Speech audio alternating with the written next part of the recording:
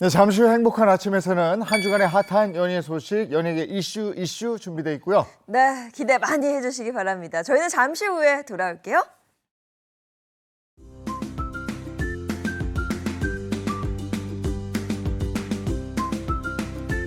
안녕하십니까. 행복한 아침 이재용입니다. 안녕하세요, 정예인입니다. 오늘은 3월 5일 수요일이고요. 경칩입니다.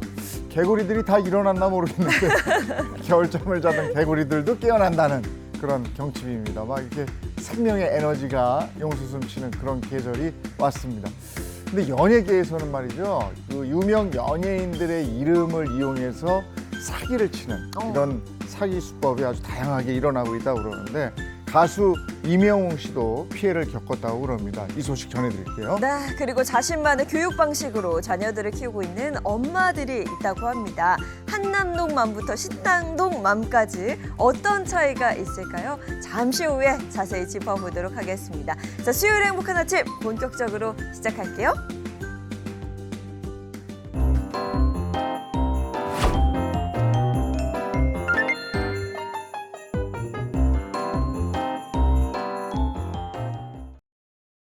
수요일 경칩 아침에는 어떤 소식들이 들어와 있을까요? 모닝픽부터 시작하도록 하겠습니다. 김성환 시사평론가와 함께합니다. 어서 오세요. 네, 안녕하세요. 안녕하세요. 네, 첫 번째 모닝픽 어떤 겁니까? 첫 번째 모닝픽, 노인 사각지대입니다. 네, 노인 사각지대라는 말은 경제적인 피해를 보고 있거나 혹은 보호받지 못하는 상황을 이야기하는 걸까요? 네, 맞습니다. 우리나라가 이미 초고령 사회에 진입했다는 사실은 다 알고 계실 거예요. 65세 이상 인구가 전체의 20%를 초과한 상황인데요. 하지만 노인 10명 가운데 4명은 빈곤층일 정도로 굉장히 생활이 어려운 분들이 많이 계십니다. 특히 이제 그 노인들이 고령에도 어떻게 해서든 이런 상황이니까 돈을 벌어야 되는, 또 투자에 대한 관심도 많아지니까요. 투자 사기가 또 기승을 부리고 있는 상황이고요. 여기에다가 정보 격차도 좀 심각해서 휴대폰 사용에 서툴거나 금융 상품에 대한 이해가 부족해서 각종 사기 범죄에 그대로 노출되어 있는 상황입니다. 경제적인 불안감, 그리고 디지털 정보에 좀 민감하지 못한 이런 부분 때문에 사기를 더 쉽게 당한다, 이런 얘기인데, 실제로 피해 사례가 어떤 게 있습니까?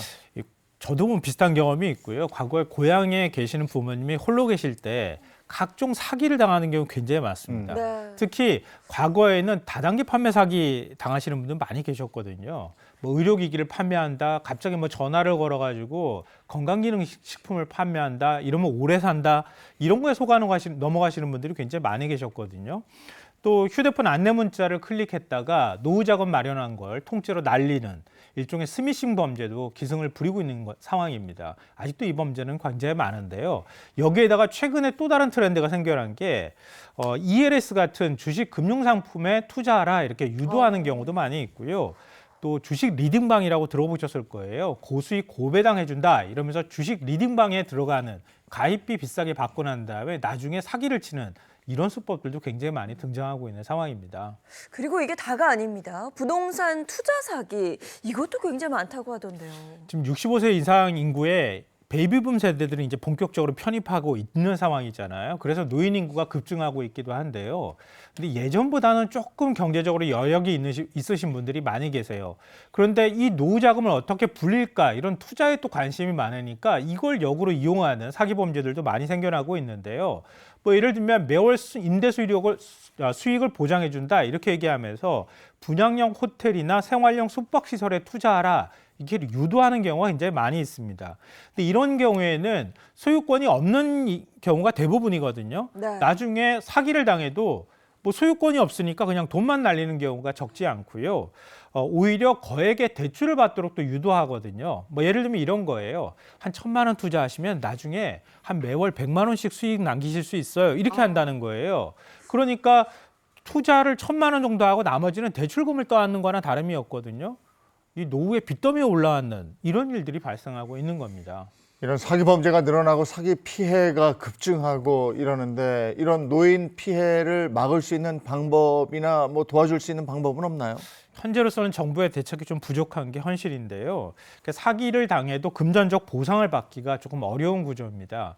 또 그렇다 하더라도 사기범을 상대로 해서 소송을 건다 하더라도 사기범이 나보다 훨씬 더 잘 뛰거나 잘 날잖아요. 네. 그러니까 이런 사람들은 그런 일들에 대해서 대비를 미리 다 한다는 거죠. 결국 소송을 해도 뭐 변호사비만 날리거나 아주 오랫동안 고통을 당하고 난 뒤에 보상도 못 받는 이런 일들이 계속 반복되고 있습니다. 네, 우리 사회가 고령화 속도에 맞춰서 좀 준비를 하고 대비를 해야 되는 부분들이 많은데 그 역할을 좀 잘 해내지 못하고 있는 것 같다는 생각이 듭니다. 특히 국가적 차원에서 이 대책 마련이 시급해 보입니다. 이 정부는 국가 전체를 바라보니까 일종의 제도적 보완이 좀 필요한 부분이 있는데요. 이런 경우에는 좀 지자체들이 적극적으로 나설 필요가 있습니다. 일부 지자체의 경우에는 금융 상품을 안내하는 교육을 한다거나 아니면 사기 예방 교육 같은 것들을 시켜준다고 해요. 그러니까 일부 지자체라고 제가 말씀드렸지만 꽤 많은 지자체가 또 하고 있기도 하더라고요. 이런 것처럼 사기를 당하고 난 다음에 거기에 따르는 뭐 보상을 해주기는 쉽지 않은 상황이니까 미리 지자체나 아주 소규모 단위에서 노인들을 상대로 해서 이런 사기 예방 교육 같은 것들을 좀 적극적으로 시켜주면 어떻겠는가 이런 생각이 듭니다. 요즘같이 예금 금리가 떨어지는 요 시기가 사기꾼들이 기승을 부릴 만한 시기입니다. 네. 이 높은 금리를 미끼로 해서 사기를 치는 사람들이 또 막 활기를 칠 것 같거든요. 조심하셔야 됩니다. 자, 다음 픽 전해주시죠. 두 번째 모닝픽, 예대금리차 최대폭 확대입니다. 예대금리차, 이 얘기는 뭐 너무 많이 들었는데 먼저 예대금리차가 뭔지부터 좀 얘기를 해주시죠. 예대금리 차는 뭐 많은 분들이 아실 거예요. 예금금리하고 대출금리 차이를 말하는 건데요. 이 차이가 점점 벌어지고 있다고 하는 겁니다. 금리가 내려가면 자연스럽게 대출금리하고 예금금리 모두가 내려가야 되는 거겠죠. 그런데 그렇지가 않다는 거예요. 예금금리는 내려가는데 대출금리는 그 자리에 가만히 있게 되면 자연스럽게 예대금리 차가 벌어질 수밖에 없는 상황이지 않습니까? 그러니까 예대금리 차이가 2년 반 만에 지금 최대폭으로 벌어진 상황이라고 합니다. 금리가 내려가면 우리 항상 느끼지만은 예금 금리는 바로 내려가는데 네. 대출 금리는 안 내려가요. 한참 있다 내려가고 이러죠. 은행이 너무 장사하는 거 아닙니까? 은행의 장사 속도 뭐 있다고 볼 수 있겠죠. 네. 부인하기는 좀 어려운데요. 가장 주된 이유는 정부의 부동산 규제 정책 때문이다 이렇게 볼 수 있습니다. 많은 분들이 아시겠지만 지난해 상반기에 집값이 막 급등하는 현상이 나타났잖아요. 그러니까 정부의 일종의 이제 대응이 좀 늦었다고 하는 지적이나 비판들도 있었는데요. 그리고 그렇다 보니까 가계 대출이 급증하는 현상을 어떻게 해서든 막기 위해서 집담보대출을 규제하기 시작하고 집담보대출의 금리를 높이는 일들을 했던 거예요. 그러니까 전반적으로 경기를 위해서 금리를 좀 내리는 양상으로 가고 있는데 오히려 대출 금리는 높이는 거꾸로 가는 현상이 나타났다고 하는 거죠. 이게 예대금리 차를 벌리는 가장 큰 주된 이유로 꼽히고 있는 상황입니다. 그러니까 집값이 상승하면서 가계대출이 증가하니까 정부가 이 대출을 좀 조이려고 한 거군요. 은행은 사실은 여러 사업 다각화를 통해 가지고 은행 수익을 늘리는 것도 중요하지만 가장 큰 거는 일단은 국민들한테 이자를 받아서 네. 하는 거잖아요. 제일 네. 편하죠. 그게. 제일 예, 편하기도 예. 하고요. 그러니까 은행 입장에서는 아주 좋은 핑계거리가 하나 생긴 거예요. 정부가 대출 규제하고 대출 금리 내리지 말라고 하지 않습니까? 이렇게 핑계를 대는 겁니다. 그러면서 대출 금리를 안 내리는 거예요. 그러니까 자연스럽게 전체 한국은행에서는 금리를 내리라고 하니까 우리 예금 금리는 내릴 거예요. 이러면서 참. 핑계 삼아서 대출 금리는 또 그대로 유지하는 이런 현상이 나타나니까 결국은 담보대출을 받거나 대출을 받은 국민들이 더 큰 피해를 입는 이런 상황이 벌어지고 있는 거죠. 그러니까 이런 상황에서 예금 금리도 안 내리면 되잖아. 근데 그거는 바로 내리는 거죠. 근데 은행들이 앞으로 대출 금리를 내리긴 내리겠죠. 그렇죠. 안 내릴 수는 네. 없는 건데요. 일단 소비자 불만은 커지고 있는 상황이잖아요. 예대금리 차 이렇게 벌어지면 은행이 그냥 이자 장사만 하는 거 아니냐 이런 지적이 있으니까요. 일부 금융사들을 중심으로 해서 금리를 조금 내리기는 했다고 합니다. 그런데 이게 뭐 1%, 0.5% 내린 것도 아니고요. 제가 확인해 보니까 0.1%, 0.2% 일종의 생색내기에 그치는 수준밖에 안 되더라고요. 그러니까 체감하는 소비자들의 입장에서는 뭐 금리 내렸다고 볼 수도 없네. 뭐 이런 불만들이 커져갈 수밖에 없는 상황인데요. 앞으로 이제 대출을 받으려고 하시는 분들은 금융사들의 금리가 어느 정도 되는지 이걸 좀 꼼꼼히 따지실 필요가 있을 것 같고요. 금융당국에서도 좀 매의 눈으로 금융사들 네. 네. 금리 얼마나 내리는지 이것도 좀 잘 살펴봐야 될 것 같습니다. 예대금리차 항상 나오는 얘기였어요. 네. 예, 은행들 부자 되세요. 자, 다음 모닝픽은요. 네. 세 번째 모닝픽, 출퇴근길에도 주식 거래입니다. 주식 거래를 이제 출퇴근 때도 하게 됐다. 그만큼 이제 연장되고 길어졌다는 거죠. 네, 맞습니다. 근데 직장인들 사이에서요, 아침 9시만 되면 막 사무실에서 사라진다 그러잖아요. 화장실 가가지고 주식 알죠. 거래 막 하느라고. 네. 9시 땡 되면 주식 거래 시작하니까요. 그런데 앞으로는 이렇게 하지 않으셔도 될 것 같습니다. 우리나라에는 한국증권거래소라고 하는 이곳만에서만 주식 거래가 가능했었던 거였잖아요. 그런데 이것 말고도 대체거래소가 하나 더 생겨났습니다. 뭐 비유를 하자면 이런 거예요. 대형마트 한 곳에서만 쇼핑을 할 수 있었는데 이제 온라인 쇼핑을 하는 것, 그러니까 플랫폼이 하나 더 생겨났다 이렇게 생각하시면 될 것 같아요. 그러니까 소비자 입장에서는 선택권이 늘어나는 거고 전체 주식 거래 입장에서 거래를 하는 측면에서 보자면 경쟁 체제가 도입됐다 이렇게 이해하시면 될 것 같아요. 네, 앞서 이제 9시 땡 되면 직장인들 화장실 가서 뭐 주식 거래한다 이렇게 웃으면서 말씀하셨는데 이제는 9시 땡 되면이 아니라 출근길에도 할 수 있다는 거죠. 네, 오히려 시간이 늘어났다고 하는 거예요. 지금은 거래소에서 정규 거래 시간이 오전 9시부터 오후 3시 30분까지잖아요. 그런데 앞으로는요, 아침 8시부터 저녁 8시까지 12시간 거래가 가능해집니다. 다만 이제 일반 정규 거래 시간에는 여러 호가들을 놓고 자기가 이렇게 가격을 매기잖아요. 네. 그러니까 제가 거래하는 가격을 써서 내서 그리고 난 다음에 HTS 거래해 보신 분들은 많이 아시겠지만 그리고 난 다음에 거래가 체결이 되는데요. 이 대체거래소에서 정규 거래 시간 외에 거래하는 거는 단일가 거래입니다. 이게 뭐냐 하면 그러니까 파는 사람 입장에서는 비싼 가격을 받으려고 하고 사는 사람 입장에서는 가급적 싸게 살려고 하잖아요. 비싼 가격과 싼 가격의 중간값을 정해가지고 단일가를 정해놓는 거예요. 그 단일가를 가지고만 주식 거래가 가능하다고 생각하시면 될 것 같아요. 근데 무엇보다 주식 투자자들 입장에서는 거래소가 두 곳이 생기니까 HT에서 쓰시는 분들은 이미 아마 공지를 받아서 아실 거예요. 내가 어떤 거래소를 활용해서 거래를 할지 선택도 가능하시고요. 선택하지 않는다고 하면 제가 HTS를 사용하는 그 증권사 있죠. 증권사에서 어느 거래가 더 유리한지 판단해서 자동 체결하게 또 해준다고 합니다. 아무래도 주식 투자자의 편의성이 많이 높아지게 되는 거죠. 자, 이렇게 어제가 거래 첫날이었어요. 이게 70년 만의 변화라고 그러는데 개인 투자자들에게 어떤 영향이 미칠까요? 일단 가장 민감한 게 수수료잖아요. 수수료가 조금 내려가게 됩니다. 아직 체감할 정도로 이렇게 확 내려간 것 같지는 않지만 일단 경쟁 체제가 도입되는 가장 좋은 장점이라고 하면 그 거래에 따른 수수료가 줄어드는 거잖아요. 그런 면에서 기존 거래 수수료보다 수수료가 내려가는 게 주식 투자자들 입장에선 가장 큰 장점이 될 것 같습니다. 또 이달 14일쯤이면은 한 10개, 14일까지만 10개 종목 정도가 거래가 된다고 하는데요. 앞으로 차차 늘려서 한 800개 종목까지 거래가 가능하다고 하거든요. 그러니까 좀 관심을 가지셔도 될 것 같아요. 그동안에 외국에서는 많이 도입했거든요. 우리나라는 2개가 있지만요. 어떤 나라 보니까 한 10개씩 되고 하더라고요. 그런 면에서는 소비자 선택권이 많이 늘어나니까 좀 좋을 것 같습니다. 금리 인하 시기에는 이런 주식이나 뭐 이런 쪽으로 돈이 가거든요. 네. 근데 이게 또 이렇게 장시간 투자할 수 있게 해놨으니까 70년 만에 어쨌든 변화, 어떤 일이 생길지 한번 지켜볼 일입니다. 자, 다음 픽 전해주시죠. 네 번째 모닝픽, 상조 납부금으로 여행입니다. 상조 납부금으로 여행을 간다. 이게 이제 장례를 위해서 이렇게 하는 건데. 그렇죠. 예, 이제 그 전에 여행을 가는 모양이죠. 그렇죠. 장례 준비를 위해서 부은 상조금으로 살아있을 때 여행을 간다. 네. 뭐 이런 얘기가 되는 겁니다.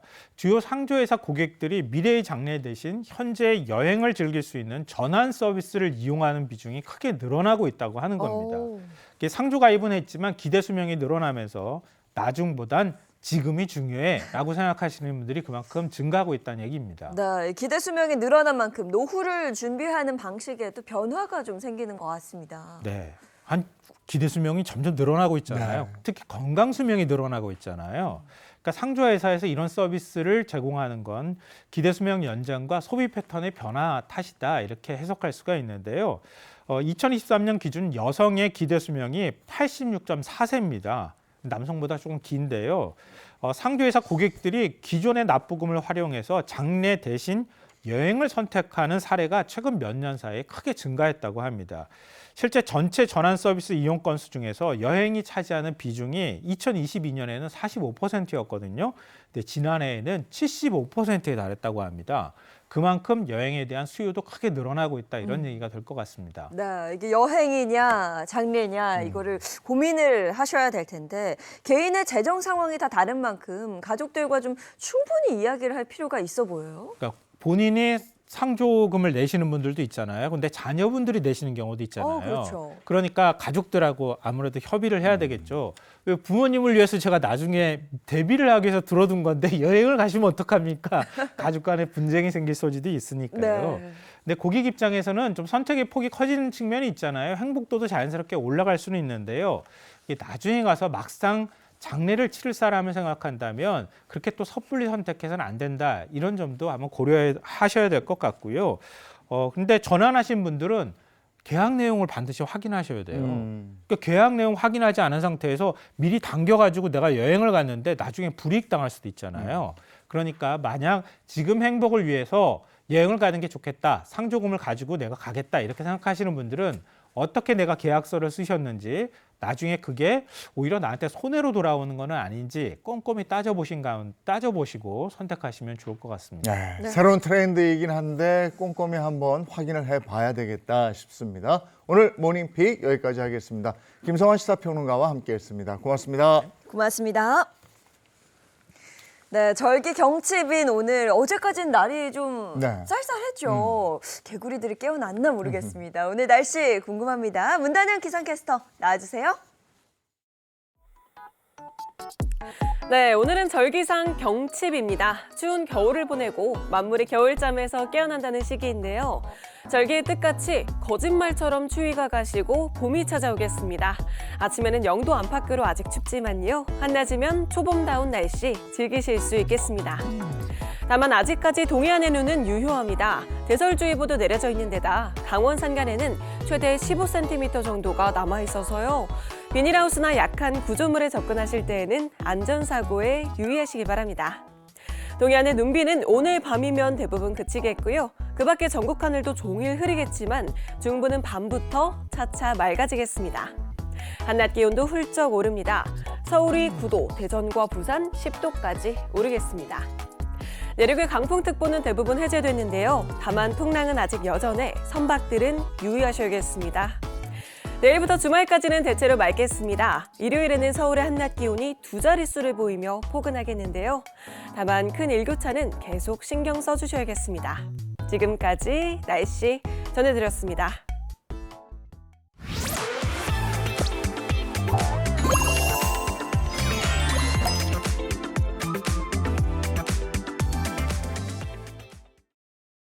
네, 행복한 아침 함께하고 계신 지금 시각이 7시 48분을 넘어섰습니다. 이번에는 연예계 소식 함께 나누겠습니다. 연예계 이슈 시작하죠. 네, 행복한 아침에서 제게 실 같은 분은 바로 이재용 아나운서인데 수요일에는 이분들이 없어서는 안 됩니다. 연예계 소식을 꿰뚫고 있는 바늘과 같은 분들이죠. 인사 먼저 부탁드립니다. 안녕하세요. 연예계 흐름을 놓치지 않고 든든하게 엮어가는 실입니다. 네, 대중문화 전문기자 홍종선입니다. 네, 안녕하세요. 그렇다면 저는 누구보다 빠르고 정확하게 찌르는 바늘 역할을 하고 있습니다. 연예 전문기자 최정아입니다. 네, 여기에 활용 점점을 찍어준 연예계 덕후 박은영 씨 어서 오세요. 네, 여러분 안녕하세요. 제가 아주 연예계 소식을요 바늘처럼 아주 날카롭게 거기에다가 실처럼 아주 촘촘하게 엮어가지고 아주 한 움큼 모아가지고 왔습니다. 연예계 덕후 박은영입니다. 네, 오늘 바늘과 실 다 모였습니다. 자, 오늘도 기대되는데요. 은영 씨, 오늘 어떤 소식 준비했어요? 네, 요즘에 연예계는요 정말 이거 생각할 거리들을 많이 던져주는 그런 사건들이 많은데요. 이거 결혼식 멋이 중한디 아주 그냥 결혼해서 잘 살면 되는 거지. 나는 아직 결혼도 못했는디.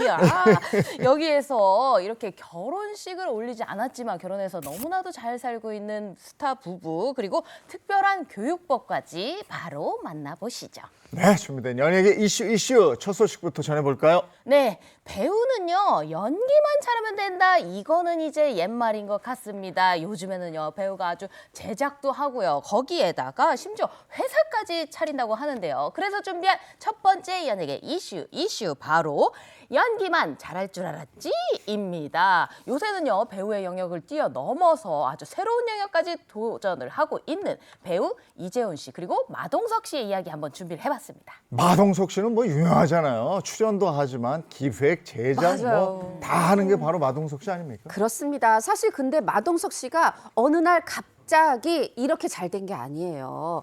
사실은 좀 오래전으로 올라가는데 팀 고릴라라고 뭐 작가라든가 감독, 프로듀서 중에 마동석 씨 표현입니다. 좀 아직 능력은 있는데 아직 못 나가는 사람들한테 본인이 돈 주면서 글을 쓰게 했어요. 여기에 나중에 이제 원더풀 고스트라는 영화를 함께하게 된 조원희 감독도 있었고 범죄도시 시리즈 함께하고 있는 박지원 씨도 이 팀고릴라 출신인데 이걸 쭉 하다가 이제 요거를 해체하고 드디어 제작사를 세웠는데 빅펀치. 아유, 빅펀치 뭐 마동석 씨는 펀치죠. 근데 여기서 이제 드디어 어떻게 보면 팀 고릴라 때부터 쌓여온 게 터진 게 범죄도시예요. 그러니까 야 운도 좋다 어떻게 이렇게 하는 것마다 잘 돼가 아니라 이런 옛날이 있었다는 거고 마동석 씨 우리 지용 MC 말씀하신 것처럼 주연만 하는 게 아니라 연기만 하는 게 스토리 개발부터 캐릭터 설정 심지어 액션 스타일까지 본인이 다 관여를 하면서 작품을 만들고 있습니다. 야, 지금 뭐 말씀하신 것처럼 마동석 씨 뭐 혼자서 그냥 뭐든 다 하는 그런 1인 종합 컨텐츠 기업이잖아요. 그러면은 이쯤 되면은 야, 이거 마동석 씨 돈방석에 앉았다. 이런 얘기로 또 해석이 될 수 있는 건가요? 네. 아, 우리는 왜 늘 이런 게 제일 궁금할까요? 근데 그냥 뭐 단순히 억소리 난다 정도가 아니라 마동석 씨는 정말 억소리 나는 거 맞죠? 네, 맞습니다. 정확한 금액은 공개되지 않았는데요. 언론과 업계 추정치 정도는 공개가 됐습니다. 극장에서만 약 300에서 400억 정도를 벌어들이지 않았을까라고 추정치가 이 정도가 그러니까 되네요. 극장에서만. 야, 네. 아니 어떻게 그렇게 많은 수익을 가져갈 수 있는 거죠? 사실 이제 극장에 가서 우리가 티켓값 내잖아요. 그럼 이게 한 극장하고 투자 배급사하고 5대5 정도로 나눠요. 그다음에 이 투자 배급사에서 이 영화를 제작하는데 실질적으로 들어간 제작비를 빼고 그 나머지를 대략적으로 이제 투자 배급한 쪽이 한 6, 제작한 쪽이 한 4 정도를 갖는데 이게 그럼 대충 봐도 제작사가 4다 그럼 전체는 한 20% 되는 거잖아요. 그런데 마동석 씨 주연했으니까 캐스팅료 있죠. 거기다가 제작했으니까 제작자니까 도 받죠. 거기다가 제작만 하면 투자도 해요. 그러니까 또 투자 배급사 목에서도 조금 또 일부 또 받죠. 이러다 보니까 당당하고 당연하게 야. 계산기 제대로 두드려서 받아도 많이 받을 수밖에 없어요. 야, 이게 뭐 연기만 했으면 그냥 개런티 받고 끝나는 건데 이게 제작을 해가지고 이게 다다다다다다 이렇게 받아주시는 거. 어우, 너무 부럽습니다. 아니, 그러면 앞으로도 계속 범죄도시는 쭉쭉쭉 나오는 거예요? 네, 그렇습니다. 마동석 씨가요, 2024년에 저도 인터뷰에서 들었는데 이런 이야기를 했어요. 4편까지도 너무 재밌는데 앞으로 어디까지 나오는 거예요? 라고 질문을 했더니 앞으로 8편 정도까지는 지금 예상이 되어 있다라고 얘기를 해요. 2024년 기준이니까 그때를 기점으로 약간의 과거 이 범죄를 다룬 거에 1편에서 4편까지라면 그 해를 기준으로 약간 미래적인 이 약간 뭐 머리를 쓰는 약간 이런 범죄들을 다루는 게 5편에서 8편까지 이어져 있다는 거예요. 좀 더 이 상황도 글로벌하게 바뀐다고 하니까 범죄도시 팬분들 정말 기대하셔도 좋을 것 같습니다. 네, 그래서 4편까지가 1부였고 그러니까 5편에서 8편까지가 2부고 이렇게 되는군요. 맞습니다. 그리고 또 이재훈 씨도 뭐 영화 제작사를 설립한 거예요? 맞습니다. 사실 제작사 설립한 지 좀 됐어요. 2019년에 설립을 했는데 그럼 우리가 왜 이렇게 잘 몰랐느냐. 이재훈 씨는 또 마동석 씨랑 조금 행보가 달라요. 내가 연기에서는 돈을 많이 버는데 그 번 돈으로 뭘 하느냐. 약간 본인이 이제 개인 채널도 유튜브에 이제 너튜브에다가 개설했죠. 거기서 독립영화라든가 어떤 그런 걸 또 상영하는 예술영화관 이런 것들을 조명하면서 단순히 연기자가 아니라 저는 영화인입니다. 이런 명함을 내도 어울릴 법한 그런 행보를 이어가고 있습니다. 네. 그런데 이재훈 씨는 소속사 대표까지도 하고 있다면서요? 네, 맞습니다. 이 이야기도 제가 작년에 딱 인터뷰에서 물어보고 왔는데요. 이재훈 씨는 기획사를 설립한 이유에 대해서 이렇게 얘기를 했어요. 일단 첫 회사에서 12년을 있었다는 거예요. 그런데 어차피 내가 배우를 계속 할 예정이라면 계약이 끝날 때쯤에 또 다른 회사를 가야 되나 아니면 이 회사에 계속 해야 되나 이런 고민을 이 직업이 끝날 때까지 계속 해야 될 것 같다라는 생각이 어느 날 날 갑자기 들었대요. 그래서 내가 이직을 하거나 뭐 이런 전혀 걱정 없이 그냥 한 회사에서 계속 하기 위해서는 내가 회사를 차리면 되겠다라는 이 결론에 이르렀다고 하는데요. 그래서 이동 없이 정말 혼자서도 잘 꾸려 나갈 수 있는, 그리고 이제 동료들까지 모으고 있는 그런 정말 사업가의 면모까지 보여주고 있습니다. 그런 사업가의 면모를 보이는데 또 제가 알기로는 한 달 고정비 때문에 정말 하루도 쉴 수가 없다 이런 얘기를 들었거든요. 네, 사장하면 알게 되는 그 마음 있죠. 지난해 본인이 얘기를 한 거예요. 뭐라고 했냐 하면 정말 이 회사 운영해야 되니까 하루도 쉰 적이 없다. 왜냐? 회사 사무실 있으면 여기 임대료 나가죠. 월세 나갑니다. 직원들 월급 나가죠. 다 배우들 이거 움직이고 이러려면 차량 이것도 리스료 나가죠. 이러다 보니까 하루도 쉴 수가 없다. 말하자면 제대로 회사를 운영하려니까 제가 이렇게 열일하고 있습니다. 이러고 얘기한 적이 있어요.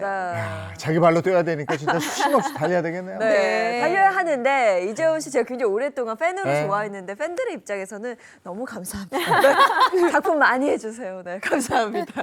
자, 이어서 다음 연예계 소식 또 짚어볼까요? 네, 다음 연예계 소식은요. 정말 세상에서 나쁜 행위 중 하나가요. 아주 그냥 믿는 도끼에 그냥 발등을 콱 찍는 건데요. 이 믿음이라는 걸 악용하는 거 정말 나쁜 행위입니다. 그런데요. 그래서 준비한 두 번째 연예계 이슈가요. 바로 영웅이라 믿었는데 사기입니다. 이게 도대체 무슨 일인지 다 같이 알아보시죠.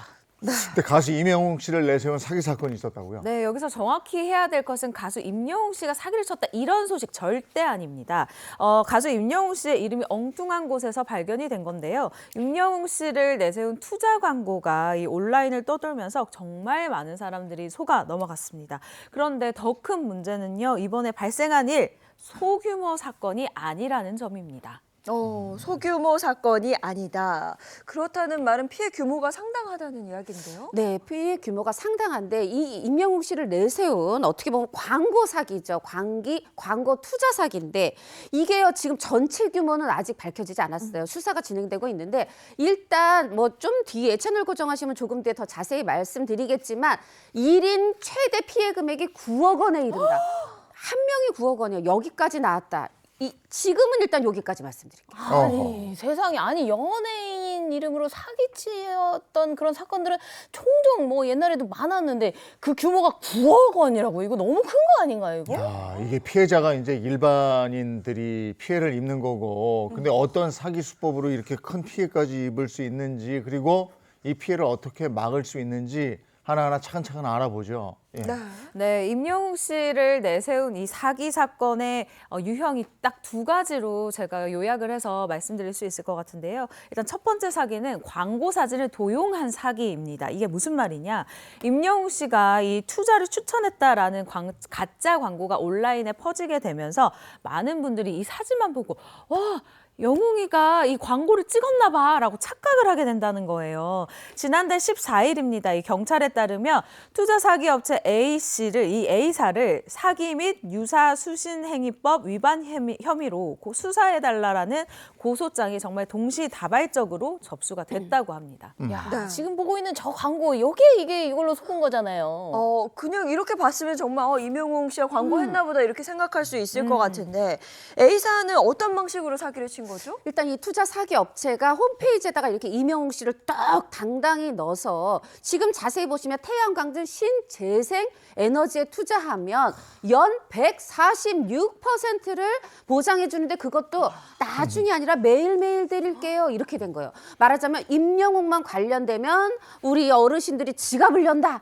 이거를 이용한 거나 다름없는데 제가 아까 말씀드렸죠. 최대 금액이 100만 원이다. 지금 보니까 1인 적게는 100만 원에서 최대는 9억 원인데 한 2천만 원 또 이렇게 투자 사기 당한 분도 있더라고요. 그러면 전체 규모 얼마예요? 그래도 제가 아직은 몰라요로 끝낼 수 없으니까 지금 태양광 신재생 에너지 혹시 투자 사기 당하실 분 있을까 봐 제가 말씀드립니다. 요게요. 최근 보도만 봐도 2013년 12월에 불과 지금 1년 반도 안 됐을 때요. 요 때가 요 바로 태양광 요 신재생 에너지 투자 규모 사기가 700억 원이었어요. 그리고 6개월 지나서 지난해 6월에 또 요 태양광 재생에너지 투자 사기가 있었는데 이 사람 구속됐거든요. 얼마인 줄 아세요? 얼마요? 그땐 1,133억 원. 그러니까 말하면 700억 원대, 1,100억 원대 그러다 보니까 이번에도 좀 상당하지 않겠나 싶고 가만 보시면 이게 지금 6개월마다 계속 반복되고 있잖아요. 절대 모든 분들은 그런 건 아니겠지만 일단은 의심해 보셔라. 제 가슴이 다 떨립니다. 네. 아니 사실은 이게 연 146%면은 연 1, 2%도 아니고 아이고 이거 너무 정말 말도 안 되는 거야라고 생각을 하다가도 이게 임영웅 씨가 한다고 하니까 이게 속을 수도 있을 것 같거든요. 네, 맞아요. A사 같은 경우는 임영웅 씨가 기존에 촬영했었던 이 건강 보조식품 그리고 은행 그리고 샴푸 브랜드들을 통해서 광고 사진을 이미 찍어둔 게 있잖아요. 그 사진을 아주 절묘하게 따서 이벤트 뭐 페이지라던가 투자하세요라고 유치하는 이런 페이지를 그럴듯하게 만들어냈다라고 합니다. 이거 보면은 자산운용사라는 명칭을 여기다가 상호를 사용한 거 네. 아니에요? 이런 부분도 눈여겨봐야 되겠네요. 그렇죠. 사실 이제 금융투자업이 이제 금융감독원의 인가를 받아야 되거든요. 그러면 인가 받은 거 어떻게 확인해요? 이게 금융소비자 정보 포털이 있어요. 여기 가면 제도권 회사를 조회할 수 있는 게 있는데 여기다 넣어보면 이 회사가 과연 인가를 받았는지 받지 않았는지 알 수 있는데 물론 이 사기업체 인가받지 않고도 자산운용사입니다 이렇게 내걸었어요. 그러면 지금 이제 피해 받으신 분들이 한 30여 명 되는데 이분들이 그러면 다 바보여서 이게 당한 게 아닙니다. 세상에 이 업체요, 회사 명, 대표 이름, 그리고 그런 어떤 연락처, 사업자 번호 이런 것까지 다 실제 남의 인가받은 회사 거를 도용한 거예요. 그러다 보니까 속은 거죠. 네, 그러니까 정말 치밀하게 이 사기를 위해서 계획하고 범죄를 저지른 건데 현재 수사는 어떻게 진행하고 있죠? 네, 일단 금융감독원이요. 이 A사의 사기 행각을 인지를 했습니다. 그래서 경찰에다가 사람들이 이 홈페이지 더 이상 못 들어가게 해주세요. 막아주세요라고 요청을 해서 이 홈페이지 차단을 요청을 한 것으로 지금 알려져 있거든요. 하지만 이 A사 굉장히 또 여기서 질이 나쁜 게 머리를 또 씁니다. 도메인 주소를 바꿔가면서 지속적으로 사기 행위를 통해서 이 피해자들을 계속해서 양상하고 있는 건데요. 이런 방식 기존 사기 조직들이 아주 자주 사용하는 이 방법이거든요. 현재 경찰은요, A사의 실체를 파악하고 피해 규모를 조사하는 한편 또 관련자들을 특정해서 법적 조치를 취할 계획이다라고 밝혔습니다. 네, 이명웅 씨도 이 범죄의 피해자잖아요. 피해자죠. 네. 이명웅 씨는 지금 어떤 입장인가요? 네, 소속사가 입장을 내놨어요. 뭐라고 했느냐? 인지하고 있다. 그리고 이 수사적인 사안에 대해서 적극 협조하고 필요한 조치도 적극 검토 중이다. 법적 조치도 적극 검토 중이다 얘기를 했는데 사실 지금 임영웅 씨는 어떻게 보면 초상권 침해를 당했는데 이게 어떤 수사의 시작점이 되어서 결국은 이게 쉽지는 않겠지만 저는 이 피해자분들한테 어떤 범죄 자금이 회수가 되어서 조금이라도 피해가 좀 복구가 됐으면 하는 그런 마음입니다. 근데 이런 초상권 침해뿐만 아니라 이 임영웅 씨 콘서트 티켓 사기 이거 관련 사기도 있다고 들었어요. 저는 이것도 정말 나쁘다고 생각하는 게요. 일단 임영웅 씨를 내세운 두 번째 사기, 바로 콘서트 티켓 판매 사기입니다. 이게 왜 정말 질이 나쁘냐면 임영웅 씨의 인기가 워낙 높다 보니까 콘서트 티켓을 구하기가 힘들잖아요. 그래서 사람들이 접근할 수 있는 사이트에 콘서트 티켓 싸게 팝니다 라고 올리는 거예요. 자기의 사정을 얘기하면서 저희 어머니가 아프셔서 혹은 뭐 외국에 가셔서 못 가게 됐다라고 이 그럴듯한 말로 유혹을 하면서 돈을 먼저 입금을 받아요. 그리고 바로 잠적을 합니다. 아니 사실 이게 임영웅 씨 콘서트 티켓 구하기가 정말 하늘의 별따기일 정도로 이게 그냥 금방 구해지는 게 아니거든요. 완전 광클을 해서 막 겨우겨우 구해서 구할 수 있는 건데 이게 사람들은 이게 바로 매진이 돼버리니까 얼마나 사고 싶겠어요. 그 마음을 그렇게 이용을 해버리는 건가요? 네, 이게 피해 규모는 어느 정도예요? 이 남성이 이제 구속이 됐어요. 30대 남성인데 이제 지난 1월에 말하자면 정말 티켓 싸게 팝니다 하고 올려가지고 6명한테 250만 원을 이건 갈칩니다. 이 받아냈어요. 그럼 1인당 해보면 한 40만 원 넘는 거잖아요. 티켓 한 장이 이렇게 막 많이 받은 건데 이 사람? 네, 이 사람은 지난달 25일에 이 광주경찰서에서 체포해서 구속이 됐고요. 아까 말씀드렸던 지금 그 범인은 어떤 벌이 내려질지 모르지만 제가 말씀드렸던 2013년 12월, 2024년 6월에 이 신재생에너지 투자 사기했던 사람들도 징역 10년, 징역 25년 받았거든요. 잘못하면 벌 받는다. 반드시 잡히니까 제발 좀 이런 일 없었으면 좋겠습니다. 이게 이제 돈 때문에 그랬을 텐데 네. 이 범인이 왜 그랬답니까? 경찰 조사에 따르면요, 범인이 이 경찰 조사에서 이렇게 얘기를 했다고 합니다. 익명웅 씨를 통해서 이 사기를 벌인 이유에 대해 생활비를 벌려고 범행을 저질렀다라고 아주 구차한 이 취지의 진술을 내놨는데요. 더 놀라운 것은 이 범인이요, 이미 동종 전과로 실형을 선고받은 적이 있다라는 거예요. 그러니까 더 쉽게 이 같은 판을 짰었던 거죠. 출소 후에 누번 기간에 이 범행을 저질렀다라고 이제 알려졌는데 경찰에서는 추가 피해자가 더 있는지를 확인하고 있는 상황이라고 합니다. 네, 문제는 이런 중고거래 사기 사건 같은 경우에는 피해 복구가 좀 어렵습니다. 그래서 애초에 이런 일이 발생하지 않도록 예방하는 게 굉장히 중요하잖아요. 그렇죠. 워낙 치밀하게 범죄를 계획하기 때문에 이거를 다 주의 깊게 본다고 해서 피해를 완전히 피해갈 수는 없어요. 그러나 그래도 제가 지금 세 가지 말씀드린 건데 요거를 그래도 어떤 미리 사전에 확인해보지 않는 것보다는 훨씬 좋다. 이런 차원에서 사기거래 대부분 예방할 수 있다니까 말씀드릴게요. 먼저 경찰청에서 운영하는 사이버캅이 있는데 여기다가 내가 지금 이거 지금 투자하려는 요 업체 혹은 뭐 티켓 사려는 사람, 판매자, 연락처, 업체명 넣으면 이것에 대해서 뭐 동종 범죄 혹은 어떤 범죄 이력이 있는지 이거를 확인할 수 있대요. 계좌번호도 넣으면 확인을 해준다고 하고요. 또 우리가 이제 이걸 또 중고거래 사이트로 티켓 같은 것도 많이 사잖아요. 이거는 당연히 인가 받은 중고거래 사이트에서 하셔야 그래도 피해 배상을 좀 받으실 수가 있고요. 그리고 왜 우리 보면은 이렇게 여기 링크 넣어서 여기다가 뭐 개인정보 주소 같은 거 넣어주세요. 그럼 보내드릴게요.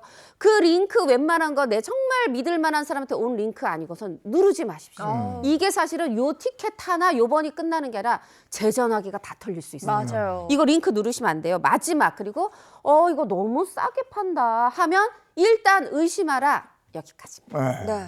그리고 소액이라도 이 사기 피해 신고를 해야 또 다른 피해를 막을 수 있다라는 점도 유념하시면 좋을 것 같은데요. 꼭 경찰청 사이버 신고센터를 꼭 활용을 하셨으면 좋겠습니다. 연예인 투자 광고 같은 경우에는 특히나 더 조심을 해야 되는데요. 이전에 사실 홍진경 씨도 비슷한 사례로 굉장히 여러분 조심하시라고 이 경고를 한 바가 있어요. 여러분, 연예인은요, 여러분에게 투자를 하세요라고 절대 강권하지 않습니다. 네, 오늘 우리 또 행복한 아침 시청자분들은 절대 속지 않으실 거라 믿어 의심치 않으면서 다음 연예계 소식 궁금하시죠? 영상으로 먼저 만나보시죠.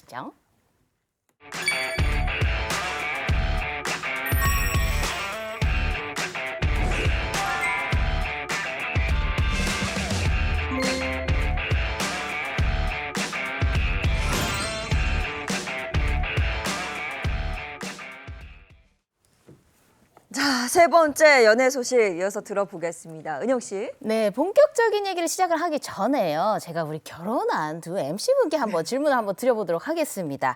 결혼식을 이제 결혼하면 올리잖아요. 근데 그 결혼식을 안 해도 잘 살 수 있을까요? 뭐 당연하죠. 결혼식 안 하고 결혼해서? 그거는 결혼식은 뭐 그냥 행사인데 뭐. 마음이 중요하죠. 그렇죠. 마음이 네. 중요하죠. 마음이. 그럼요. 그래서 오늘은요, 결혼은 했지만 결혼식은 올리지 않은 그런 스타들의 이야기를 한번 준비를 해봤습니다. 세 번째 연예계 이슈 바로 결혼식 없이 부부가 된 스타들이거든요.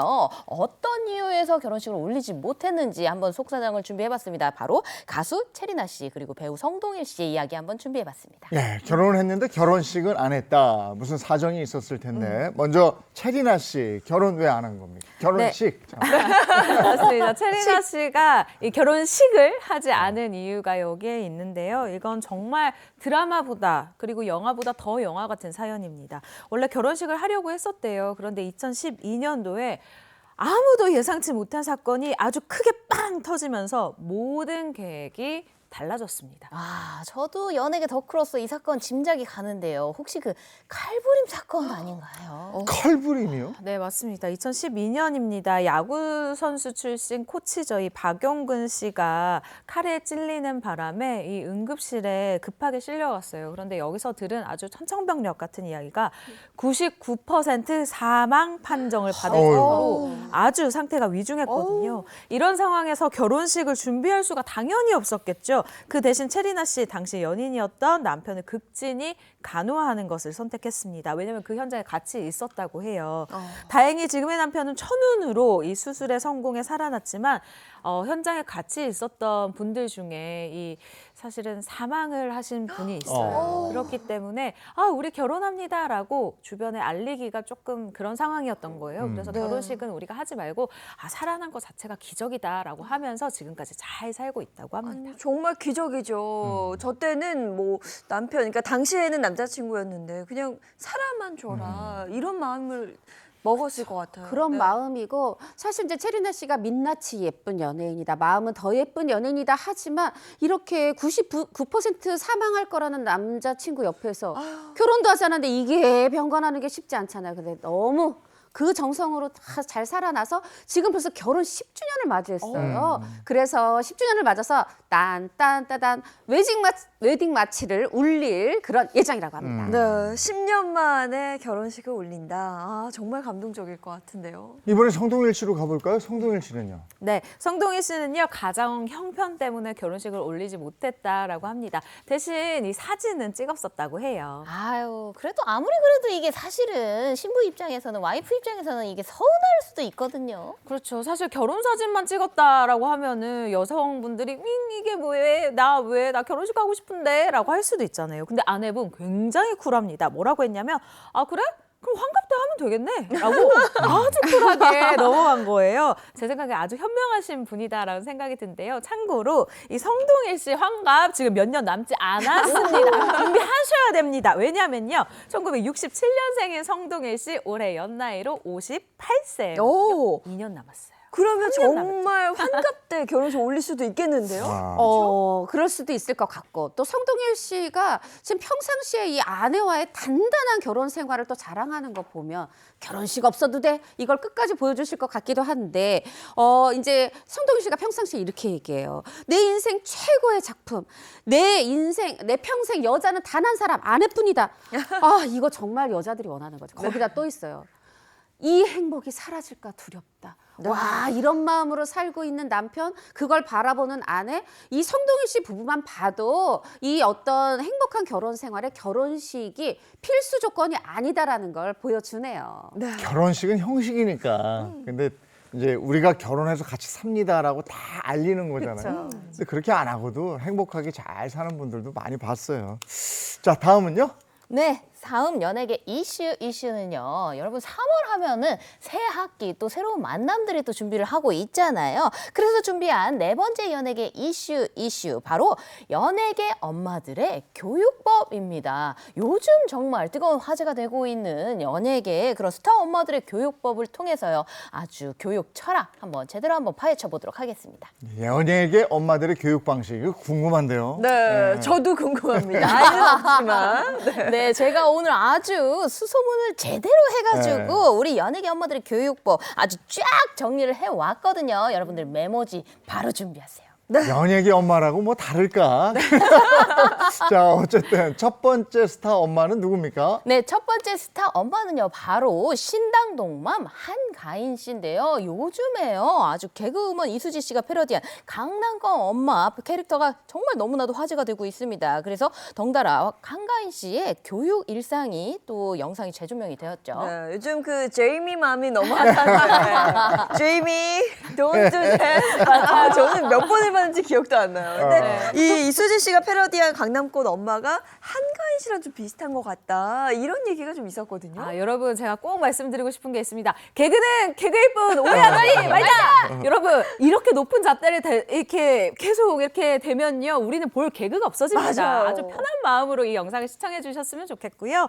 무엇보다 이 한가인 씨의 자녀 교육 이 라이딩 영상이 사실 이번에 다시 화제가 된 거는 맞아요. 왜냐하면 이 한가인 씨의 아침이 7시 반에 시작을 하는데요. 그리고 밤 9시까지 무려 14시간 가까이 아이들의 학교와 학원에 이 데려다주는 교육 뒷바라지에 이 그 주제가 맞춰서 영상이 한 편이 올라왔기 때문인데요. 누가 봐도 사실 쉽지 않은 스케줄이긴 하잖아요. 한가인 씨의 교육열이 대단하다라는 이 의견도 있었는데 이를 두고 한가인 씨가 딱 이렇게 이야기를 합니다. 내가 이 영상 같은 경우는 특별히 늦게 끝나는 날 촬영했다. 매일 늦게 나오면 아이도 저도 피곤해서 이렇게는 못한다라고 설명을 내놨죠. 네. 신당동 마음인 한가인 씨 7시 30분에 시작해서 밤까지. 야, 어떻게 이렇게 바쁜 라이딩을 시작한 걸까요? 네, 일단 이 라이딩 같은 경우에는요, 첫째를 이 학교에 데려다주는 일로 시작이 되는데요. 집과 학교의 거리가 좀 있다 보니까 7시 반부터 서둘러야 한다라고 합니다. 그리고 한가인 씨의 첫째 같은 경우에는 역삼동에 있는 학교에 다니고 있는 것으로 알려졌습니다. 제가 알기로는 그 한가인 씨 첫째 그 영재 판정을 받은 걸로 너무 유명하잖아요. 그래서 여기에서 더 궁금한 거는 이 학교도 영재원을 다니는 건가요? 아닙니다. 일단 한가인 씨의 첫째는요, 올해 9살로요. 다니는 학교는 비인가 초등학교다라고 하는데요. 그럼 여기서 생기는 궁금증이 있죠. 왜 일반 초등학교에 다니지 않느냐라는 댓글도 저는 사실 봤어요. 근데 여기에 대해서 한가인 씨가 얘기를 하는 게 첫째가 워낙 말하고 발표하고 참여하는 걸 좋아한대요. 이런 요소들이 아무래도 일반 학교에는 다른 학생들에게 방해가 될 수 있다라고 생각을 했고 그래서 심사숙고해서 비인가 국제학교에 입학을 시켰다라고 하죠. 네. 그리고 사실 이 첫째 같은 경우에는 영재 모먼트가 아주 뛰어난 모먼트가 있어요. 40개월에 영어랑 국어를 술술술술 읽었거든요. 사실 업계에서도 한가인 씨의 첫째 같은 경우는 언어적으로는 정말 천재가 맞다라고 했기 때문에 엄마 입장에서는 이 부분을 좀 더 적극 지원해주고 싶은 마음이 분명 있었을 겁니다. 아니 그 영재 모먼트가 보이면 저라도 그렇게 합니다. 네, 할 수밖에 없을 것 같은데 근데 이렇게 열심히 하는 모습들이 좀 극성 엄마다 이렇게 비춰질 수 있을 것 같아요. 그렇죠. 그래서 한가인 씨가 최근에 방송에 출연을 해가지고 좀 해명을 했어요. 억울한 거죠. 아니, 나는 일단 아이들의 의사를 존중한다. 두 번째는 함께하는 시간을 원칙으로 한다. 이 두 가지 중요한 교육관을 전했고 그리고 또 뭐라고 그랬냐면 우리 애들이요. 제가 공부시킨다고 할 애들이 아니에요. 이렇게 너스레를 떨면서 선을 그었습니다. 네, 근데 그 아이의 의견을 존중한다. 이게 쉽지 않다고 제 주변에 많은 언니들이 이야기하던데요. 그렇죠. 예를 들어서 첫째가 엄마 나 오늘 학원 안 갈래요 라고 하면은 보통의 어머니, 저희 어머니 포함입니다. 예. 그러니까 대부분 회유를 하잖아요. 오락 1시간 시켜줄게, 인터넷 1시간 해줄게 라고 얘기를 하는데 한가인 씨의 방법은 좀 많이 달랐어요. 그래? 그러면 2번만 딱 더 가보고 네 생각이 맞으면 그때 그만두자라고 선택권을 준다는 거예요. 그리고 학원을 이제 결제를 할 때 최소 아이랑 얘기를 할 때 3개월은 다닌다고 생각하자라고 해서 아이와 동의가 되면 다닌다고 하네요. 그러면은 뭐 아이들이 원하지 않으면은 뭐 사교육을 전혀 시키지 않는 그런 건가요? 그거는 아닌 걸로 알고 있어요. 네, 맞아요. 그건 아니고 사실 몇 년 전 프로그램에 출연해서 방송에 출연해서 한가인 씨가 얘기를 했어요. 필요한 사교육은 하는데 만약에 뭐 공부만 시키는 게 아니라 얘가 좀 공부에 좀 별 흥미가 없다 그러면 몸을 쓰게 하려고 수영이라든가 인라인이라든가 이런 또 학원에 보낸다고 하네요. 예. 또 뭐 다른 의견 뭐 중요하게 생각하는지 요 공부 요런 거 관련해서 말고 네. 다른 것도 다 얘기를 들어주고 반응해주고 이런 말이죠. 네, 뭐 그렇게 하고 또 둘째는 유치원을 다녀야 되거든요. 근데 이제 둘째가 나 유치원 가기 싫어 그랬더니 또 이렇게 최 기자 얘기한 것처럼 달래서 보내는 게 아니라 그래 그럼 쉬자 해서 실제로 쉬고 있었는데 보통 지금 이 3월에 유치원 개학을 하잖아요. 갔는지 안 갔는지 아직까지는 알려진 바가 없네요. 아니 근데 유치원을 쉰다? 이것도 정말 쉽지 않거든요. 그렇죠. 유치원을 가야 엄마들이 자유시간을 얻거든요. 그런데 한가인 씨는 조금 달랐습니다. 아이가 원했기 때문에 유치원에 보내지 않았다라고 하는 건데요. 둘째가 엄마랑 더 있고 싶다라고 얘기를 하니까 한가인 씨가 그래? 그럼 쉬자라고 했다는 거예요. 더 놀라운 건 이 기간인데요. 보통 저는 진짜 길어도 한 일주일 정도다라고 생각을 했는데 아니에요. 무려 약 5개월째 유치원에 보내지 않고 있다고 합니다. 덕분에요. 이 둘째와 24시간 밀착해서 있을 수 있다고 하는데 교육열 높잖아요 라고 하기에는 5개월이나 안 보냈으니까 정말 나름의 교육 방침이 확실하게 있는 것 같습니다. 네, 지금 유치원 갈 준비하면서 보고 계신 어머님. 어머나. 깜짝 놀라는 소리가 여기까지 들립니다. 자, 그럼 이번에는 목동으로 한번 가볼까요? 그 이제 유명한 목동맘이 또 장영란 씨잖아요. 맞습니다. 이번에 장영란 씨가요 또 연극을 해가지고 목동을 이사로 가면서 목동맘이 되셨다고 합니다. 있습니다. 아, 자녀 교육 때문에 영끌에서 목동으로 이사한 거예요. 그렇습니다. 장영란 씨가 2023년 11월 자신의 너튜브에서 제가 자녀 교육을 고민하다가 드디어 이사를 결심했습니다. 라고 솔직하게 이야기를 했습니다. 근데 교육 때문에 그 동네를 바꾼다, 이사를 간다는 게 좀 쉽지 않아서 지금 자녀 교육에 대한 고민이 좀 컸었나 봐요. 맞아요. 장영란 씨 매력 중에 하나가 정말 속에 있는 얘기를 다 꺼내서 하는 이 솔직함이라고 생각이 드는데요. 아이들이 커가는 걸 보면서 뭐라도 좀 가르쳐야 될 것 같고 내 꿈을 좀 투영시키고 싶어졌다라고 정말 솔직하게 얘기를 했어요. 그러면서 그리고 남편이 한의사라서 아이들도 아무래도 이 의료계에 진학을 할 수 있도록 좀 준비를 해야 되는 게 아닐까라는 생각이 들었다고도 덧붙였습니다. 실제로 교육 방식이 많이 달라졌다고요? 네, 달라졌습니다. 장영란 씨가 처음에는 나 좀 아이 교육, 나 열성맘이야 스스로 좀 인정하고 생각했던 것 같아요. 영어 유치원도 보내고요. 2시간 속성 한글 과외까지 이 어린아이한테 시켰다고 해요. 그런데 아이가 유치원 가기 전에 본인 스스로 막 머리카락을 뜯는 모습, 스트레스 받고 있어, 이거를 보였다고요. 그래서 교육 방식이 달라진 거죠. 너무나도 소중한 자식이 그런 행동을 하면은 진짜 심리적으로 이게 부담이 컸을 것 같아요. 네, 장영란 씨가 육아서적이랑 이 인생 선배들, 먼저 아이를 키워본 분들의 이 조언을 딱 받들어서 영어 유치원을 그만두고 일반 유치원으로 보냈다라고 해요. 아이 얼굴에 웃음꽃이 피고 밝아지고 책도 오히려 더 좋아하는 이 아이로 컸다고 해요. 네, 근데 장영란 씨는 원래 꿈꾸던 게 그 남편처럼 아이들이 의사가 됐으면 좋겠다, 이 생각을 했다는 거잖아요. 맞습니다. 이 장영란 씨의 롤 모델 굉장히 가까운 곳에 있었는데요. 바로 장영란 씨 시어머니였다고 합니다.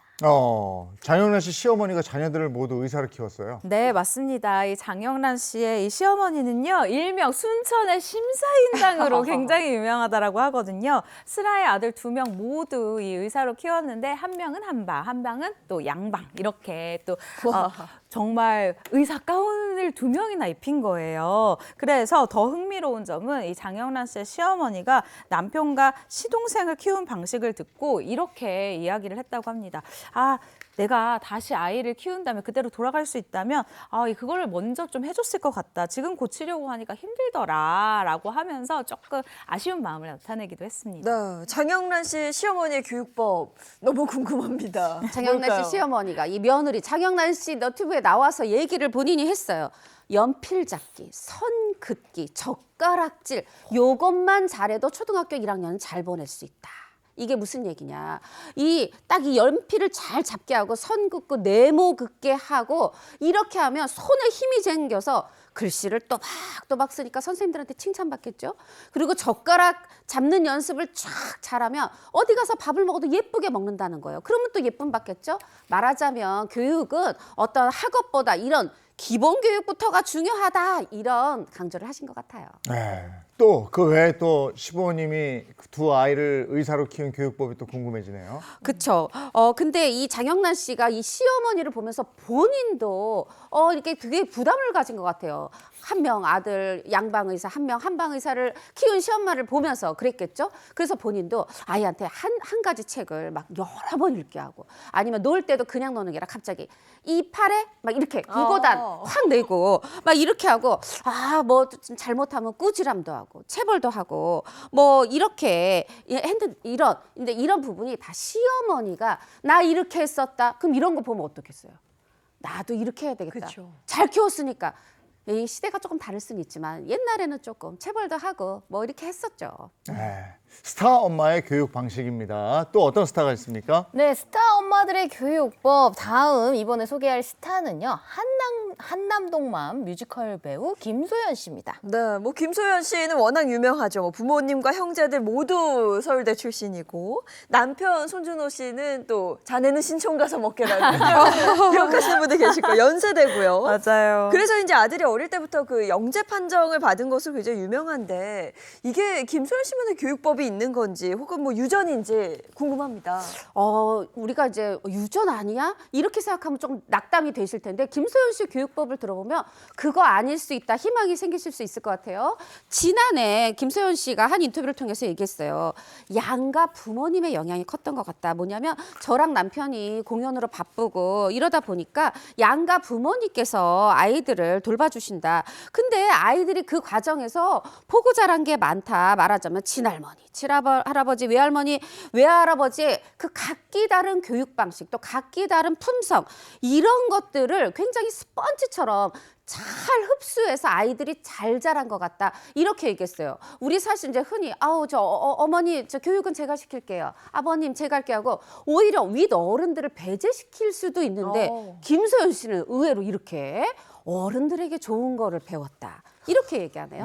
근데 그 아들이 상위 0.1%의 영재예요. 네, 맞습니다. 사실 김소연 씨가 영재 테스트를 받을 생각이 없었다라고 얘기를 했는데요. 이 육아 예능 프로그램을 하고 있을 때 제작진들이 아이가 워낙 언어를 너무 잘하다 보니 영재 테스트를 한번 받아보는 걸 찍는 게 어떻겠느냐라고 했대요. 근데 김소연 씨가 아이가 좀 스트레스 받을 것 같은데 라고 생각해서 받지 않았고요. 오히려 이 방송이 끝난 뒤에 테스트를 한번 가볼까 해서 받았는데요. 1000명 중에 1등, 그러니까 상위 0.1% 판정을 받았다고 합니다. 야, 이게 그냥 1%도 아니고 0.1% 판정을 받았으면 이거 무조건 영재원 가야 되는 거 아닌가요? 근데 이거 영재원도 거부했다 그러던데요. 네, 김소연 씨 교육관이 정말 딱 정립이 돼 있는 것 같아요. 딱 영재 교육 거부했는데 당시 영재원에서 이렇게 얘기했대요. 아니 당장 지금부터 교육을 시켜야 된다. 이거 개발하지 않으면 이 재능도 사라진다. 이렇게 얘기했지만 김소연 씨는 아니요. 저는 거부하겠습니다. 이렇게 얘기를 했다고 그래요. 이거 대단하죠? 이유가 있어요. 김소연 씨 사실 되게 바쁘잖아요. 뮤지컬 배우로. 그런데 영재 교육을 한다. 아이를 영재원에 보낸다? 그럼 부모가 계속 같이 다니고 서포트 해주고 그래야 될 텐데 본인은 그럴 시간도 없을 뿐더러 또 아이가 학교 가기 전이라 영재가 뭔지 뭐 잘 모르겠고 또 주변에서 어머 김소연의 딸이 영재래 막 이런 시선도 좀 부담스러워서 영재 교육을 시키지 않았다고 하네요. 네, 그러면 영재 아들, 영재원 대신에 어떤 교육을 선택했을까요? 일단 보통 영재 판정을 받으면 수학이랑 과학 위주로 공부를 굉장히 많이 시킨다라고 합니다. 그런데 김소연 씨는 달랐어요. 아들이 관심을 가지는 분야를 내가 먼저 교육을 시키겠다라는 확고한 생각이 있었는데요. 남편 손준호 씨 역시 이렇게 얘기를 합니다. 아이 의견에 귀 기울이는 게 중요하다. 부모는 아이가 진로를 결정하는 순간에 길라잡이 역할을 해줄 뿐이라고 겸손한 이야기를 했습니다. 엄마 아빠 닮았으면 음감도 있겠는데. 김소연 씨가 얘기해요. 음감 괜찮다. 음감 괜찮은데 노래하는 것도 질색하고 악기도 싫어한다 그래요. 근데 또 야, 이 정도 음감도 좋아. 이게 DNA도 있을 텐데 하고 이 어떤 음악 교육을 악기 막 이걸 강요한 게 아니었습니다. 우리 아이가 뭐를 좋아하고 잘하는지 이 파악하는 게 중요하다. 김소연 씨는 생각을 했고 그리고 초등학교 5학년 때 내가 박해야지가 아니라 5학년 때 아이한테 물었대요. 그래서 너는 뭐 먹고 살 거니? 그랬더니 저는 아무래도 음악보다는 이과일 것 같아요. 이과가 좋아요. 이렇게 얘기를 했대요. 그래서 이거를 또 존중을 했고 그래서 아이의 어떤 진로의 큰 틀 이과가 잡혔고 근데 이과 사실 광범위하잖아요. 그래서 다시 물은 거죠. 그럼 그중에서 또 뭘 좋아해? 그랬더니 아이가 나는 게임하는 것도 좋고 나 코딩하는 거 좋아해. 이렇게 해가지고 실제로 그런 코딩한다든가 로봇을 만든다든가 이런 쪽으로는 오히려 교육을 시키는 그렇게 아이를 키우고 있다네요. 야, 내가 뭘 좋아하는지 본인의 적성을 스스로 파악하고 알고 있다는 굉장히 놀라운데 이과를 선택한 후에 벌써 좀 두각을 나타내고 있는 분야가 있다면서요. 네, 맞습니다. 김소연 씨의 아드님이 두각을 나타내고 있는 분야 제가 정확히 알고 있는데요. 바로 과학 그리고 글쓰기라고 합니다. 왜냐하면요. 그쪽으로 상을 정말 엄청 받았거든요. 어떤 상이냐. 과학 프로젝트 대회, 코딩 별명 경진 대회, 아이디어 대회, 에세이 대회 이런 대회에서 아주 그냥 상을 휩쓸었다고 합니다. 흥미를 느끼는 분야에서 자연스럽게 성과를 내고 있는 건데 교육비를 그럼 엄마가 100% 담당을 해요?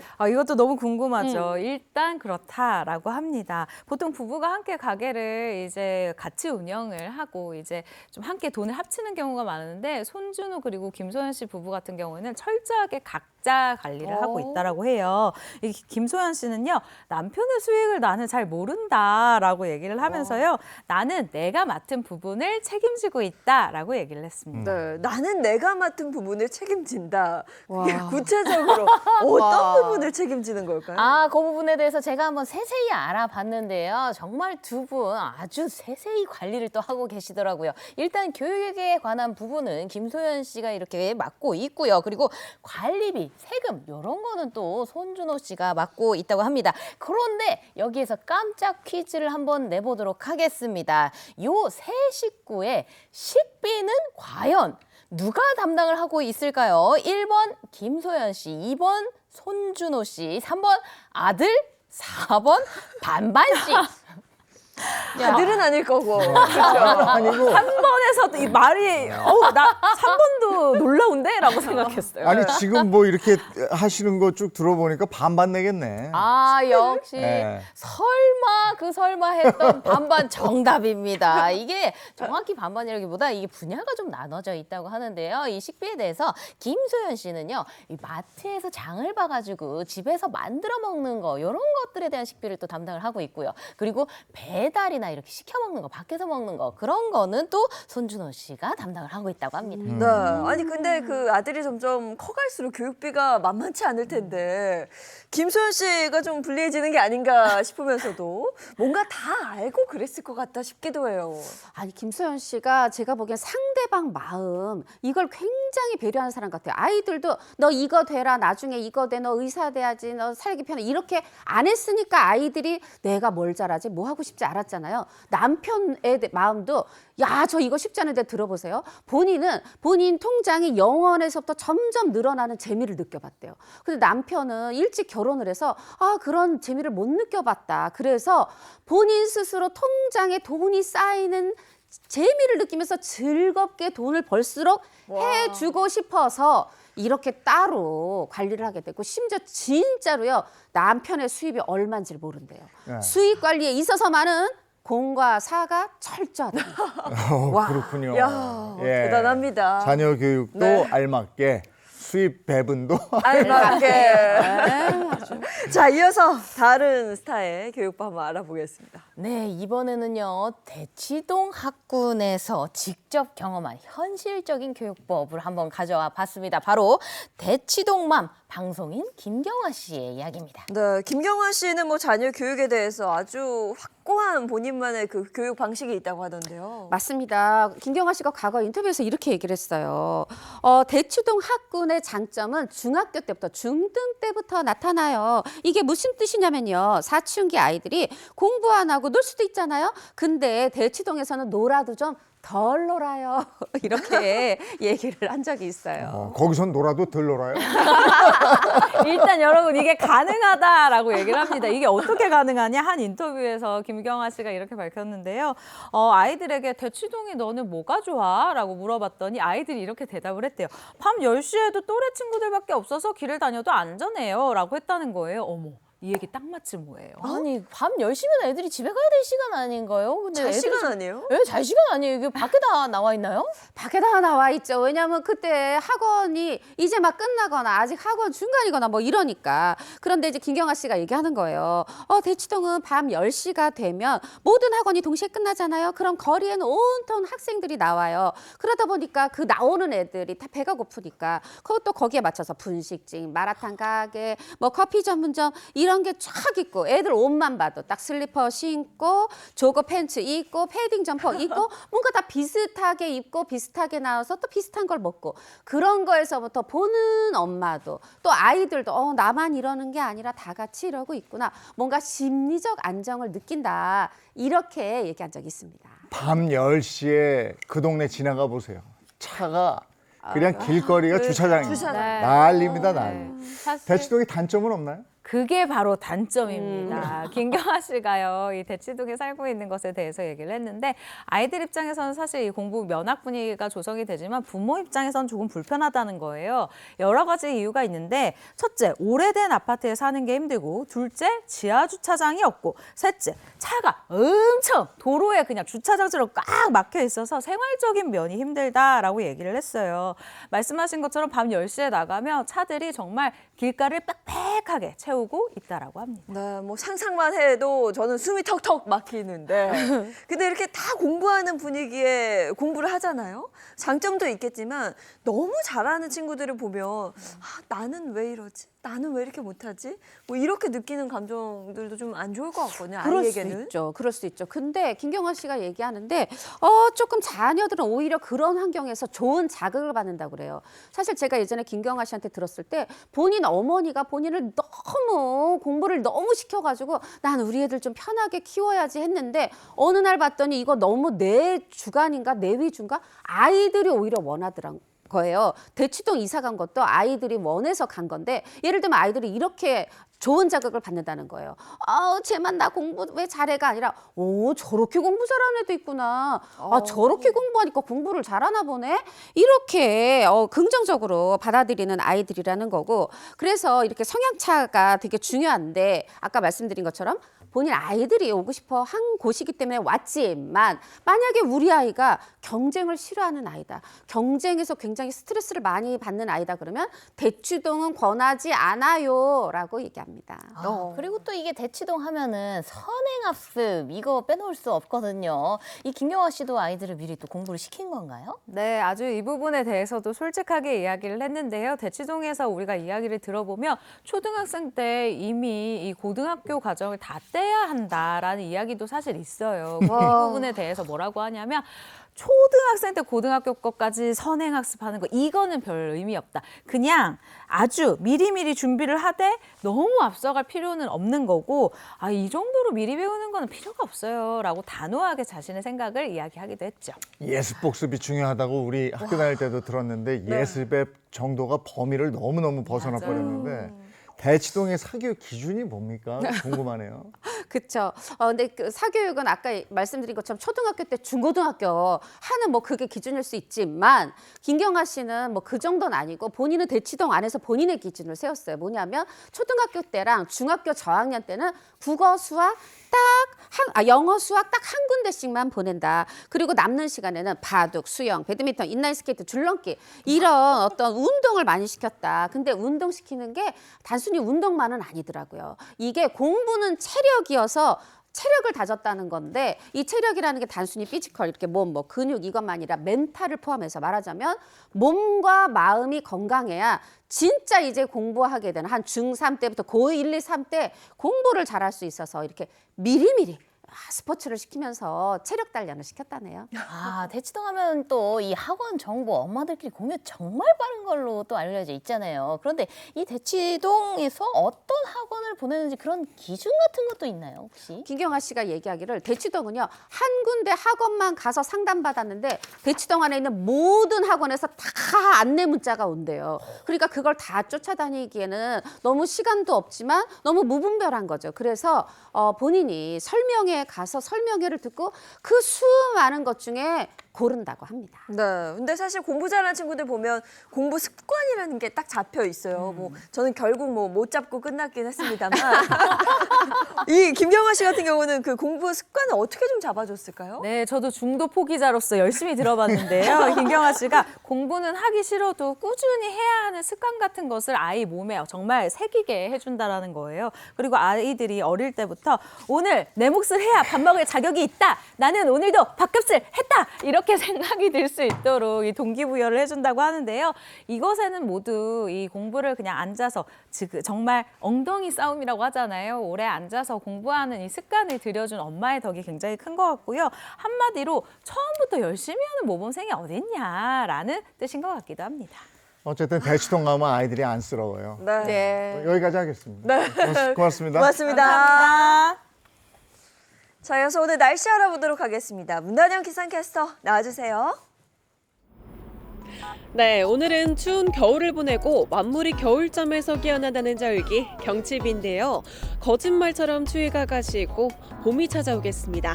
현재 서울의 기온은 2.6도로 아직까지는 쌀쌀함이 감돌지만요. 한낮에는 초봄다운 날씨 즐기실 수 있겠습니다. 다만 아직까지 동해안의 눈은 유효합니다. 강원 동해안에는 아직까지 대설특주의보가 내려져 있는데요.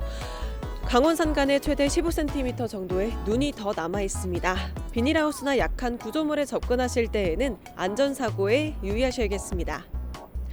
동해안의 눈비는 오늘 밤이면 대부분 그치겠고요. 전국 하늘도 종일 흐립니다. 다만 중부는 밤부터 차차 맑아지겠습니다. 한낮 기온도 훌쩍 오릅니다. 서울이 9도, 대전과 부산 10도까지 오르겠습니다. 내륙의 강풍특보는 대부분 해제됐는데요. 풍랑특보는 아직도 여전해 선박들은 유의하셔야겠습니다. 내일부터 주말까지는 대체로 맑겠습니다. 주말에는 서울의 한낮 기온이 2자릿수를 보이며 온화하겠는데요. 다만 아직까지 크게 벌어지는 일교차에는 계속 주의해 주셔야겠습니다. 지금까지 날씨 전해드렸습니다. 계절의 변화는 정말 거스를 수 없습니다. 네. 오늘이 경칩이고 겨울이 지나면 반드시 봄은 오는 거고. 네, 봄이 이제 오는 것 같아요. 오늘 낮 동안에는 초봄 날씨 느끼실 수 있는데요. 그만큼 아침, 저녁으로 일교차 또 크게 벌어집니다. 건강, 또 감기 걸리지 않도록 조심하셔야겠습니다. 좋은 하루 보내시고요. 저희는 내일 아침 7시 30분에 돌아올게요. 행복한 아침, 행복한 하루 되십시오. 고맙습니다. 고맙습니다. 즐거운 OS에서 Save Next Channel A